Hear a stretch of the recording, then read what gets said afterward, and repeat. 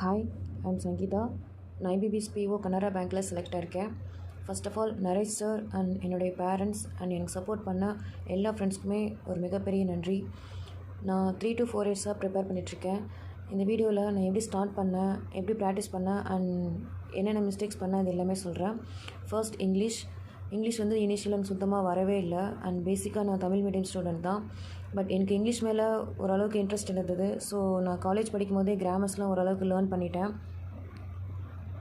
But exam point of வியூவில் எப்படி approach பண்ணுறதுன்னு எனக்கு தெரியவே இல்லை. மோஸ்ட் ஆஃப் த ப்ரிலிம்ஸ் எனக்கு கிளியராக போனது இங்கிலீஷ் தான் ரீசன். தென் நியூஸ் பேப்பர் ரீட் பண்ண ஆரம்பித்தேன். அண்ட் நியூஸ் பேப்பர் படிக்கும்போதும் எப்படி படிக்கணும், என்னென்ன டாபிக்ஸ்லாம் ஸ்கிப் பண்ணணும், எது இம்பார்ட்டன்ட் அப்படின்னு தெரியவே இல்லை. தென் அதுக்கும் தனியாக வீடியோஸ்லாம் பார்த்து லேர்ன் பண்ணிட்டேன். அண்ட் எடிட்டோரியல்ஸ் படிக்கும்போது இனிஷியலாக சுத்தமாக புரியவே இல்லை, ரொம்ப கஷ்டமாக இருந்தது. தென் எனக்கு புரிகிற வரைக்கும் படிச்சுட்டே இருந்தேன். அண்ட் மோஸ்ட்லி வெக்காப் பேஸ்டு படிக்க மாட்டேன். அந்த கண்டென்ட் படித்து நான் எவ்வளோ புரிஞ்சிக்கிறேன் அந்த மாதிரி மைண்ட் செட்டில் தான் படிப்பேன். தென் ரேண்டமாக 2-3 வெப்சைட் சூஸ் பண்ணிட்டேன். அடா, கிரேடப், ஆலிபோர்ட் அப்படின்னு. தென் அதில் டெய்லியும் ப்ராக்டிஸ் பண்ண ஆரம்பித்தேன். அதில் ப்ராக்டிஸ் பண்ண எனக்கு மார்க்ஸ் வந்து நல்லா கிராஜுவலாக இன்க்ரீஸ் ஆனது. தென் டிஸ்கிரிப்டிவ்க்கு நான் இனிஷியலாக அதனுடைய பேசிக் ஐடியா என்னன்னு லேர்ன் பண்ணேன். ஃபார்மல் லெட்டர், இன்ஃபார்மல் லெட்டர்லாம் எப்படி எழுதணும், தென் எஸ்ஏல இன்ட்ரோ, பாடி கண்டென்ட்லாம் எப்படி சொல்லணும், தென் பாசிட்டிவ் நெகட்டிவ் பாயிண்ட்ஸ்லாம் எங்கே சொல்லணும், சில பாயிண்ட்ஸ்லாம் எங்கே சொல்லக்கூடாது, அண்ட் கன்க்ளூஷன் எப்படி எண்ட் பண்ணணும், இந்த மாதிரி ஒரு ஜென்ரல் ஐடியா தெரிஞ்சுக்கிட்டேன். அதுக்கப்புறம் ப்ரீவியஸ் இயர் கொஷின்ஸ் பேப்பர்லாம் எடுத்து பார்த்து இந்த வருஷம் எப்படி கேட்க சான்சஸ் இருக்குது அப்படின்னு ஒரு அனலைஸ் பண்ணேன். ஒரு 4-5 டாபிக் நானே எடுத்து ப்ராக்டிஸ் பண்ணேன். எந்த மாதிரி டாபிக்ஸ்னால் online education policy, corona virus impact on Indian economy, இந்த மாதிரி டாபிக்ஸ்லாம் எடுத்து ப்ராக்டிஸ் பண்ணேன். தென் அந்த ப்ராக்டிஸ் பண்ண டாபிக்ஸ்லாம் என்னுடைய ஃப்ரெண்ட்ஸ்க்கு ஷேர் பண்ணி அவங்ககிட்ட கரெக்ஷன் பண்ண சொல்லுவேன். அவங்களும் கரெக்ட் பண்ணி சொல்லுவாங்க. அதுக்கப்புறம் டைமர் வச்சு டைப் பண்ணி ப்ராக்டிஸ் பண்ணுவேன். இன்கேஸ் நீங்கள் பிகினராக இருக்கீங்க, இல்லை எனக்கு வந்து டிஸ்கிரிப்டிவ் கொஞ்சம் கஷ்டமாக இருக்குது, படிக்க எப்படி அப்ரோச் பண்ணுறதுன்னு தெரியல, டைப்பிங் ஸ்பீட்லாம் வராது அப்படின்னா ரொம்ப ஒரி பண்ண தேவையில்லை. நீங்கள் வந்து ப்ரிலிம்ஸ் எக்ஸாம் முடிச்சுட்டு டெய்லி ஒரு 1/2 hour இல்லை ஒரு 45 minutes வந்து இதுக்காக ஸ்பெண்ட் பண்ணி ஒரு 2லுமே லெட்டர் ரைட்டிங் அண்ட் வந்து எஸ்ஏ நீங்களாவே டாபிக்ஸ் சூஸ் பண்ணி ப்ராக்டிஸ் பண்ணுங்கள். கண்டிப்பாக உங்களுக்கு வந்து நல்லாவே ஒரு இம்ப்ரூவ்மெண்ட் தெரியும். நான் டிஸ்கிரிப்டிவ்க்கு கொஞ்சம் இம்பார்ட்டன்ஸ் கொடுத்தேன். ஏன்னா டிஸ்கிரிப்டிவ் வந்து எஸ்பிஐ பிஓவில் பார்த்திங்கன்னா 50 marks வருது. அண்ட் ஐபிபிஎஸ் பிஓவில் வந்து 25 marks வருது. நல்ல ஒரு ஸ்கோரிங் பார்ட். அதுவும் இல்லாமல் இதில் கட் ஆஃப் கிளியர் பண்ணி ஆகணும், அப்போ தான் இன்டர்வியூக்கு எடுத்துக்குவாங்க. அதனால் நான் கொஞ்சம் இதுக்கு இம்பார்ட்டன்ஸ் கொடுத்தேன். ஜென்ரல் அவேர்னஸ்க்கு ஸ்டாட்டிக் ஜிகே, ஸ்டாட்டிக் பேங்கிங்லாம் இனிஷியலாக படிச்சிருந்தேன். ஸோ கரண்ட் அஃபேர்ஸ்க்கு மட்டும் டைம் அதிகமாக ஸ்பெண்ட் பண்ணியிருந்தேன். கரண்ட் அஃபேர்ஸும் பார்த்திங்கன்னா டெய்லி கரண்ட் அஃபேர்ஸ் படிக்கிறது அந்த மாதிரி ஹேபிட்லாம் இல்லை. அஃபேர்ஸ் கிளப் குவிஸ் போயிடுவேன். அதுலேயும் ஒரு டேக்கு 20 to 25 கொஷின்ஸ் இருக்கும். அந்த கொஷின்ஸ் வந்து டெஸ்ட் போட்டுட்டு ஒவ்வொரு கொஷின்ஸ் கீழே இருக்க எக்ஸ்ப்ளனேஷன் எல்லாம் ரொம்ப டீட்டெயில்டாக படிப்பேன். அதை 15 days முடிச்சுட்டு தென் அடாவில் வந்து ஒரு 15 daysக்கான அதே குவிஸ் வந்து அட்டன் பண்ணுவேன். அதுக்கப்புறம் டைம் இருந்தால் கிரேடப், அதுலேயும் ஒரு 15 days, இந்த மாதிரி 2 நாளில் 1 month முடிச்சிடுவேன். தென் ரிவைஸ் பண்ணும்போதும் இப்படி தான், அதே சேம் குவிஸ் பேஸ்டாக தான் போவேன். கேப்சூல் தான் அதிகம் ரெஃபர் பண்ணவே இல்லை. அதுக்கப்புறம் அன்அகாடமியில் நிறைய சேரோடைய வீக்லி குவிஸ், மந்த்லி குவிஸ் இதெல்லாம் அட்டன் பண்ணுவேன். எல்லா மந்த்துக்குமே அவர் வந்து கிளாஸஸ் எடுத்துகிட்டு வருவார். ஸோ அந்த வீடியோஸ்லாம் எல்லாம் பார்ப்பேன். இவ்வளோதான் நான் படித்தேன். பட் இதுவே ப்ராப்பராக பண்ணேன், அவ்வளோதான். இதுலவே எனக்கு வந்து குவிஸ் பேஸ்டே படிக்கும் போதே எனக்கு ஒரு சில எக்ஸாம்ஸ்லாம் 50க்கு 30+ நான் வந்து எடுத்திருக்கேன். வெறும் கொஷின்ஸ் பேஸ்டு மட்டும் படித்து. கரண்ட் அஃபேர்ஸ்க்கு நான் அவ்வளோதான் ப்ரிப்பேர் பண்ணேன். அடுத்து ரீசனிங்கில் ப்ரிலிம்ஸ் லெவல் ஓரளவுக்கு நல்லாவே ஸ்ட்ராங் ஆகிட்டேன். But mains level new type of கொஷின்ஸ்லாம் எப்படி சால்வ் பண்ணுறதுன்னு தெரியவே இல்லை. அதுவும் மெயினாக சீட்டிங் அண்ட் பசில்ஸ்லாம் எப்படி அப்ரோச் பண்ணுறதுன்னு தெரியவே இல்லை. நிறைய பேர் என்கிட்ட கேட்பாங்க, பசில்ஸ்லாம் எப்படி சால்வ் பண்ணுறீங்க, அந்த பாயிண்ட்ஸ்லாம் எப்படி எடுக்கிறீங்க, எனக்கு சொல்லிக் கொடுங்க அப்படின்னு சொல்லுவாங்க. ஆக்சுவலாக இதே கொஷின்ஸ் நான் நிறைய பேர்த்திட்ட இதுக்கு முன்னாடி கேட்டிருக்கேன். அவங்களாம் சொன்ன ஆன்சர் ப்ராக்டிஸ் பண்ணுங்கள் வந்துடும் அப்படின்ற மாதிரி தான் சொல்லுவாங்க. பட் என்ன தான் ப்ராக்டிஸ் பண்ணாலும் எனக்கு மெயின்ஸ் லெவல் கொஷின்ஸ்லாம் எடுக்கும்போது ஒரு 1/2 hour ஆகும் அதை சால்வ் பண்ணி முடிக்க. அதுக்கப்புறம் நரேஷ் சாருடைய கிளாஸஸ்லாம் பார்க்க ஆரம்பித்தேன். அவருடைய basic to high level classes எல்லாமே பார்த்தேன். பேசிக்ஸ்லாம் பார்க்கும்போது ஒரு சில ட்ரிக்ஸ்லாம் எனக்கு தெரியாமலே இருந்தது, அதுவும் லேர்ன் பண்ணிட்டேன். அண்ட் ஹை லெவல் கொஷின்ஸ்லாம் சால்வ் பண்ண எனக்கு வந்து ஒரு நல்லாவே ஒரு இம்ப்ரூவ்மெண்ட் தெரிஞ்சது எக்ஸாமில். சீட்டிங் அண்ட் பசில்ஸ்லாம் ரொம்ப கிளியராக எக்ஸ்பிளைன் பண்ணார். பாயிண்ட்ஸ்லாம் எப்படி பிக் பண்ணுறது அண்ட் க்ளூஸ்லாம் எப்படி மெர்ஜ் பண்ணுறது, பாசிபிலிட்டிஸ்லாம் எப்படி ரெடியூஸ் பண்ணுறது, இந்த மாதிரி எல்லா விஷயமும் ரொம்ப டீட்டெயில்டாக சொன்னார்.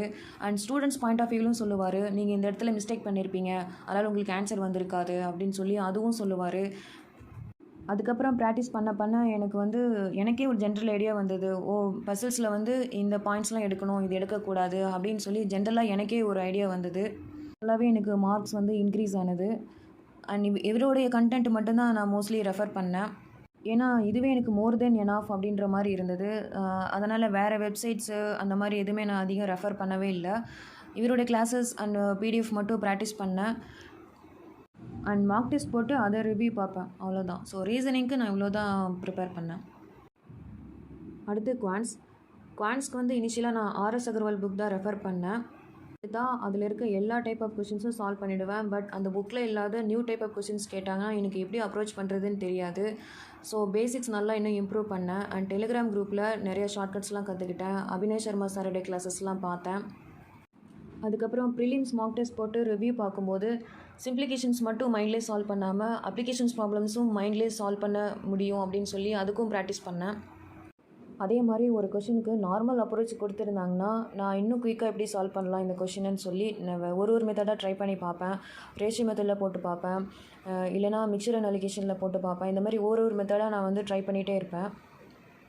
சம்டைம்ஸ் ஒரு சில கொஷின்ஸ்க்கு ஆன்சரே வராது. அந்த டைமில் அதே மாதிரி கொஷின்ஸ் எடுத்து நம்பர்ஸ் மட்டும் சேஞ்ச் பண்ணிப்பேன். அந்த நம்பர்ஸும் பார்த்திங்கன்னா ரொம்ப சிம்பிளாக ஈஸியாக இருக்கிற மாதிரி தான் இருக்கும். தென் ட்ரை பண்ணி ஆன்சர் வந்துடுச்சுன்னா அதே சேம் அப்ரோச் கிவன் கொஷினில் இருக்க நம்பர்ஸ்க்கும் ட்ரை பண்ணி பார்ப்பேன், ஆன்சர் வந்துடும். இந்த மெத்தட் வந்து எனக்கு ஒர்க் அவுட் ஆனிச்சு. அடிக்கடி நான் இப்படி தான் சால்வ் பண்ணுவேன் எல்லா கொஷின்ஸ்க்கும். மெயின்ஸ்க்கு வந்து மெயின்ஸ் லெவல் டிஏ கிளாஸஸ் பார்த்தேன். அண்ட் வந்து குவிஸ் அதிகம் போட்டேன், அவ்வளோதான். மெயின்ஸ்க்கு அவ்வளோதான் பார்த்தேன். குவான்ஸில் நான் எல்லா டாப்பிக்கும் பார்க்கவே இல்லை. ஒரு சில டாப்பிக்லாம் ஸ்கிப் பண்ணிட்டேன். நீங்களும் இந்த மிஸ்டேக் தயவு செஞ்சு பண்ணாதீங்க. ஏன்னா ப்ரிலிம்ஸில் வந்து நம்ம ஒரு டாபிக் ஸ்கிப் பண்ண டாப்பிக்லேருந்து கொஷின்ஸ் கேட்டாங்கன்னா நம்ம வந்து விட்டுறலாம், பெருசாக தெரிஞ்சிக்காது. பட் மெயின்ஸில் அப்படி இல்லை. நம்ம தெரியாத டாப்பிக்லேருந்து கேட்டாங்கன்னா நம்மளுக்கு வந்து அதுவும் டிஐலாம் கேட்டாங்கன்னா ரொம்ப நம்மளுக்கு வந்து டவுன் ஆகிடும். பிகாஸ் இப்போ ரீசெண்டாக நடந்த எஸ்பிஐ கிளர்க் மெயின்ஸில் ஒரு டிஐ நான் ஸ்கிப் பண்ண டாப்பிக்லேருந்து கேட்டிருந்தாங்க. எனக்கு அந்த பேசிக் ஐடியா தெரியாதனால என்னால் அந்த டிஐ அட்டன் பண்ணவே முடியல. ஸோ நீங்களும் அந்த மிஸ்டேக்ஸ் வந்து பண்ணாதீங்க. எல்லா டாப்பிக்குமே கவர் பண்ணிவிடுங்க, எதுவுமே ஸ்கிப் பண்ணாதீங்க. மார்க் டெஸ்ட் வந்து நீங்கள் எந்த வெப்சைட்டில் வேணால் ப்ராக்டிஸ் பண்ணிக்கோங்க. பட் ஒரு டெஸ்ட்லேயும் உங்களுக்கு வந்து இம்ப்ரூவ்மெண்ட் தெரியுதான்னு பாருங்கள். ரிவ்யூ ரொம்ப இம்பார்ட்டன்ட். ரிவ்யூ பண்ணும்போது நான் ஜென்ரலாக பார்க்குறது எந்த மாதிரி கொஷின்ஸ்லாம் நான் வந்து சூஸ் பண்ணியிருக்கேன், அண்ட் எந்த கொஷின்ஸ்க்கு அதிகமாக டைம் எடுத்தது, ஸ்பீட் அக்யூரசி அட்டம்ப்ட்லாம் அதிகமாக இருக்கா, அண்ட் வந்து நெகட்டிவ் மார்க்ஸ்லாம் குறைஞ்சிருக்கா அப்படின்னு சொல்லி இந்த மாதிரி விஷயம் தான் நான் அதிகமாக நோட்டீஸ் பண்ணுவேன். ப்ரிலிம்ஸ்க்கு 10 days பிஃபோர்லாம் ஃபுல் அண்ட் ஃபுல் ப்ரிலிம்ஸ்க்கு மட்டுமே ஃபோக்கஸ் பண்ணுவேன். ஆர்ஆர்பி பிஓ ஆர்ஆர்பி கிளர்க்காக இருந்தால் ஒரு நாளைக்கு 4 to 5 மார்க்ஸ் போட்டுருவேன். ஐபிபிஎஸ் பிஓ கிளர்க்காக இருந்தால் ஒரு நாளைக்கு 3 மார்க்ஸ் போட்டுருவேன். ப்ரிலிம்ஸ் முடிச்சுட்டு அடுத்த நாளே மெயின்ஸ்க்கு படிக்க ஸ்டார்ட் பண்ணிவிடுவேன். மெயின்ஸ்க்கு வந்து ஃபுல் மார்க் அதிகம் போடலை. But mini marks, sectional marks and வந்து மெயின்ஸ் லெவல் குவிஸ் இந்த மாதிரி நிறையா ப்ராக்டிஸ் பண்ணேன். தென் ஸ்ட்ராங் வீக்னஸ்ன்னு எனக்கு எதுவும் இல்லை. ஏன்னா எல்லா சப்ஜெக்ட்லேயுமே நான் எபோவ் ஆவரேஜ் மார்க்ஸ் எடுத்துடுவேன். அண்ட் வந்து எல்லா சப்ஜெக்ட்டுமே ஈக்குவல் இம்பார்ட்டன்ஸ் கொடுத்துடுவேன். நான் இனிஷியலாக தான் எனக்கு வந்து ரீசனிங் அண்ட் இங்கிலீஷில் மட்டும் கொஞ்சம் கஷ்டமாக இருந்தது. அதுக்கு மட்டும் டைம் அதிகமாக ஸ்பெண்ட் பண்ணி அதில் கொஞ்சம் இம்ப்ரூவ் பண்ணிட்டேன், அவ்வளோதான். மற்றபடி எனக்கு ஸ்ட்ராங் வீக்னஸ்ன்னு எதுவும் இல்லை. ஜென்ரலாக நான் பண்ண மிஸ்டேக்ஸ் என்னென்னா, டெலிகிராமில் நிறையா பிடிஎஃப் மெட்டீரியல்ஸ்லாம் எடுத்து வச்சு ப்ராக்டிஸ் பண்ணலான்னு வச்சுருந்தேன். ஆனால் அதில் ஒரு 10% கூட நான் ப்ராக்டிஸ் பண்ணவே இல்லை. தென் சோர்ஸஸ் வந்து கொஞ்சம் லிமிட் பண்ணிட்டேன். ஐ மீன் குவான்ஸ்னால் இதுதான் படிக்கணும், ரீசனிங்னால் இதுதான் அப்படின்னு சொல்லி அதை லிமிட் பண்ணிட்டேன். அதை மட்டும் ப்ராப்பராக ப்ராக்டிஸ் பண்ணேன். தென் ஓரளவுக்கு எனக்கு இம்ப்ரூவ்மெண்ட் தெரிஞ்சது. நான் படிக்கிறது கரெக்ட் தான், அதனால் நம்மளுக்கு வந்து இதுவே ப்ராப்பராக படிக்கலான்னு சொல்லி அதுவே ப்ராக்டிஸ் பண்ணேன். அண்ட் அதுவும் இல்லாமல் ஒரு நாளைக்கு ரொம்ப நேரம் படிப்பேன். ஒரு 10 hours அந்த மாதிரி படிக்கும்போது எனக்கு அந்த ஒரு படித்த சாட்டிஸ்ஃபேக்ஷனே அந்த டேயில் இருக்காது. இன்னும் படிக்கணும் அப்படி நான் படித்தது பத்தலை அப்படின்ற மாதிரியே தோணும். அப்புறமே தான் டைமர் செட் பண்ணி படிக்க ஆரம்பித்தேன்.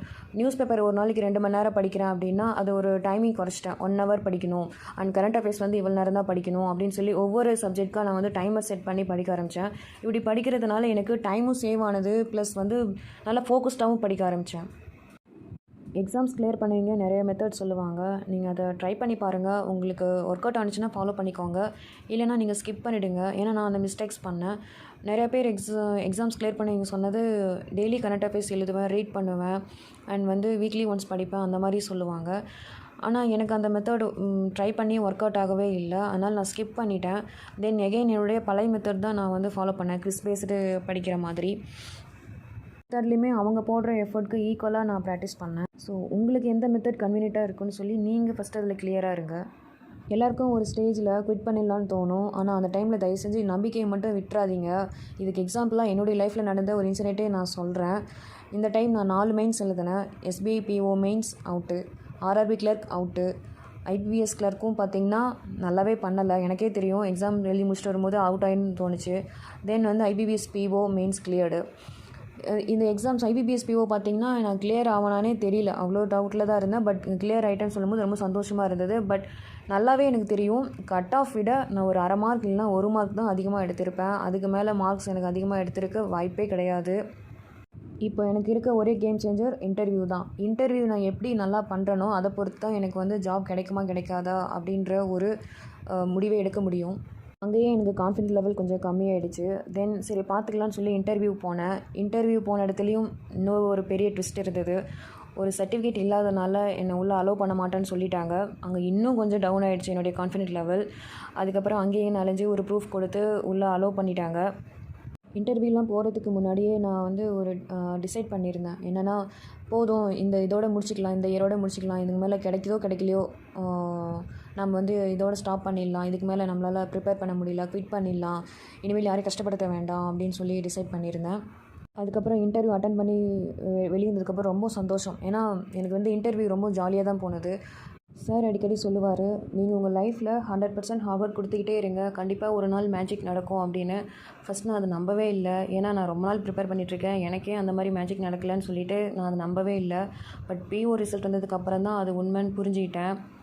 ஃபஸ்ட்டு ரிசல்ட் பார்த்ததும் என்னால் நம்பவே முடியல. ஏன்னா நானாக கிளியர் பண்ணிட்டேன்னு எனக்கு என் மேலேயே ஒரு டவுட் இருந்தது. அதுக்கு முன்னாடி வந்த எல்லா எக்ஸாம்ஸ் ரிசல்ட்டும் பார்த்திங்கன்னா தேங்க்யூ ஃபார் அப்பீரிங் அப்படின்னு தான் இருக்கும். இது வந்து வேறு we are glad to inform you அப்படின்னு சொல்லும்போது எனக்கு பயங்கர சந்தோஷம். நானாக கிளியர் பண்ணிட்டேன் அப்படின்னு பயங்கர ஒரு எக்ஸைட்மெண்ட்டோடு இருந்தேன். அந்த மொமெண்ட் வந்து என்னால் மறக்கவே முடியாது. அந்த டைமில் இவ்வளோ நாள் நான் கஷ்டப்பட்டு படித்ததுக்கு எனக்கு ஒரு நல்ல ரிசல்ட் கிடச்சிருக்குன்னு சந்தோஷப்படுறதா, இல்லை என்னை நிறைய பேர் இன்சல்ட் பண்ணி பேசியிருக்காங்க, அவங்க முன்னாடி நான் இப்போ ஒரு ஜாப் வாங்கி காமிச்சிருக்கேன்னு சொல்லி பெருமையாக சொல்கிறதா, எப்படி எனக்கு ஃபீல் பண்ணுறதுனே தெரில. எல்லாம் மிக்ஸ்டு ஃபீலிங்ஸ் எனக்கு அந்த டைமில் அப்படி இருந்தது. ஏன்னா என்னை இன்சல்ட் பண்ணாதீங்க யாருமே இல்லை, மோஸ்ட்லி எல்லாருமே இன்சல்ட் பண்ணியிருப்பாங்க, ஸ்கூல் பசங்க உள்பட. எக்ஸாம் எழுத போகும்போது கூட கிண்டல் பண்ணுவாங்க. நிறைய பேர் என்கிட்ட சொல்லுவாங்க உனக்குலாம் லக்கே இல்லை அப்படின்னு சொல்லியிருக்காங்க. ஈவன் என் பேரண்ட்ஸ் கிட்டேயுமே இந்த பொண்ணு படிக்கிறேன்னு சொல்லி இவங்களை ஏமாற்றிட்டுருக்கா அப்படின்னு சொல்லியிருக்காங்க. அந்த டைம்லாம் நான் ரொம்ப கோவப்படுறதோ இல்லை வருத்தப்படுறதோ அதெல்லாம் எதுவுமே பண்ண மாட்டேன், அதெல்லாம் காதிலே வாங்கிக்க மாட்டேன். அண்ட் என்னுடைய பேரண்ட்ஸும் எங்கெல்லாம் சப்போர்ட் பண்ணாங்க. மற்றவங்க சொல்கிறதெல்லாம் அவ்வளோக்கா கண்டுக்கவே இல்லை. ஏன்னா எங்கள் பேரண்ட்ஸ்க்கு தெரியும் நான் படிக்கிறேனா இல்லையான்னு. அதே சமயம் எனக்கும் தெரியும் என் பேரண்ட்ஸ் எவ்வளோ கஷ்டப்படுறாங்க அப்படின்னு. ஏன்னா ஒரு எக்ஸாம் சென்டர் போகிறது கூட எங்கள் அப்பா எல்லா ஒர்க்கையும் விட்டுட்டு தான் வரணும். அதுவும் லாங் டிஸ்டன்ஸ்லாம் போகிற மாதிரி இருந்தால் நாங்கள் வந்து நைட் 12 மணி 1 மணிக்கெலாம் கிளம்புற மாதிரி இருக்கும். தென் எக்ஸாம் முடிச்சுட்டு ரிட்டர்ன் வரும்போது பார்த்திங்கன்னா மணி 10 11 மணி ஆகிடும். நம்மளுக்காக இவ்வளோ தூரம் கஷ்டப்பட்டு செய்கிறாங்களே அப்படின்னு சொல்லி எனக்கும் அந்த ஒரு ஃபீலிங்ஸ் தெரியும் அவங்க எப்படி கஷ்டப்படுறாங்க அப்படின்னு. ஸோ உங்கள் பேரண்ட்ஸ்க்கும் உங்களுக்கும் ஒரு நல்ல அண்டர்ஸ்டாண்டிங் இருந்தாலே போதும். வேறு மற்றவங்க சொல்கிறதெல்லாம் காதிலே வாங்கிக்காதீங்க. உங்கள் பேரண்ட்ஸுக்கே உங்களை வந்து ஏதாவது கோவமாக பேசியிருக்கலாம், எக்ஸாம்ஸ் ஏதாவது கிளியர் ஆகலை அப்படின்னா அது வந்து நீங்கள் அந்த டைமில் கோவப்படாதீங்க. ஏன்னா ஒரு ஆதங்கமாக இருக்கும், நான் ஏன் இவ்வளோ நாள் படித்து நீங்கள் கிளியர் பண்ணாமல் இருக்க அப்படின்னு சொல்லி. அவங்களுக்கும் நாம் கிளியர் பண்ணணுன்ற ஒரு ஆசை தான் இருக்கும். பட் கிளியர் ஆகலைன்னு சொல்லும்போது ஒரு சில டைம் கோவம் வரும், வராமலாம் இருக்காது. அந்த டைமில் நீங்கள் கொஞ்சம் சைலண்ட்டாகவே இருந்தாலே போதும். தென் நரேஷ் சாருக்கு நான் ரொம்ப தேங்க் பண்ணிக்கிறேன். ஏன்னா எனக்கு ஒரு நல்ல சப்போர்ட் அண்ட் மோட்டிவேட் பண்ணது அவர் தான். சில டைம் எக்ஸாம்ஸ்லாம் நான் எக்ஸ்பெக்ட் பண்ண ரிசல்ட் வரலன்னா ரொம்ப டவுன் ஆகிடும். அந்த டைம்லாம் சார் தான் மோட்டிவேட் பண்ணுவார், உங்களால் முடியும், கண்டிப்பாக நீங்கள் வந்து ட்ரை பண்ணுங்கள், டெஃபினட்டாக உங்களால் கிளியர் பண்ண முடியும்னு சொல்லி நல்லா மோட்டிவேட் பண்ணார். அண்ட் ப்ளஸ் கிளாஸஸ்லாம் எனக்கு ரொம்ப யூஸ்ஃபுல்லாக இருந்தது. ரீசனிங்லாம் ரொம்ப கஷ்டமான பசில்ஸ் அண்ட் சீட்டிங்ஸ்லாம் எடுத்துகிட்டு வருவார். ஒரு சில கிளாஸஸ்லாம் 2 பசில் அண்ட் சீட்டிங்ஸ் மட்டும்தான் ட்ரை பண்ணுற மாதிரி வரும். ஏன்னா அவ்வளோ டிஃபிகல்ட்டாக இருக்கும். யூடியூப்பில் சால்வ் பண்ணுற கொஷின்ஸ்லாம் கம்மி, ப்ளஸில் நிறையா கொஷின்ஸ் சால்வ் பண்ணுவோம். அண்ட் ரீசனிங் மட்டும் இல்லாமல் கரண்ட் அஃபேர் கிளாஸஸ்லாம் எடுத்துகிட்டு வருவார். கரண்ட் அஃபேர்ஸும் பார்த்திங்கன்னா நம்ம யூடியூப்பில் போடுற டெய்லி சிஏ பிடிஎஃப்லாம் இருக்காது, அந்த பிடிஎஃப் டிஃப்ரெண்ட்டாக இருக்கும். அண்ட் வந்து வீக்லி குவிஸ் மந்த்லி குவிஸ்லாம் இருக்கும். அந்த கிளாஸஸ்லாம் ரொம்ப யூஸ்ஃபுல்லாக இருந்தது. அண்டு அந்த குவிஸ்லாம் வந்து பார்த்திங்கன்னா ரிப்பீட்டடாக இருக்காது, கொஷின்ஸ்லாம் ரிப்பீட்டே ஆகாது. அதுவும் இல்லாமல் ஸ்பெஷல் கிளாஸஸில் வைக்கிற குவிஸும் வந்து ப்ளஸில் வரதும் அதுவும் டிஃப்ரெண்ட்டாக இருக்கும், அதுவுமே ரிப்பீட் ஆகாது. சாரோட கிளாஸஸ் மட்டும் இல்லாமல் மற்ற ட்ரைனர்ஸோட கிளாஸஸும் பார்த்தேன்.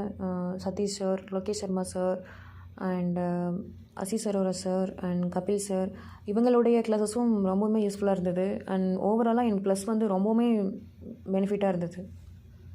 ஸோ எனக்கு சப்போர்ட் பண்ண எல்லாருக்கும் மிகப்பெரிய நன்றி. எக்ஸாம்ஸ் கிளியர் பண்ணுறது மட்டும் நம்ம டார்கெட் இல்லாமல் அதுக்கு பின்னாடி ஏதாவது ஒரு வேலிடான ரீசன் வச்சுக்கோங்க. அந்த ரீசன் வந்து நம்மளை எப்போவுமே மோட்டிவேட் பண்ணிகிட்டே இருக்கணும். அந்த மாதிரி ரீசன் சூஸ் பண்ணிக்கோங்க. ரொம்ப கான்ஃபிடென்ட்டாக ப்ரிப்பேர் பண்ணுங்கள் அண்ட் எந்த இடத்துலையும் டிமோட்டிவேட் ஆகாதீங்க. All the best to all and thank you so much.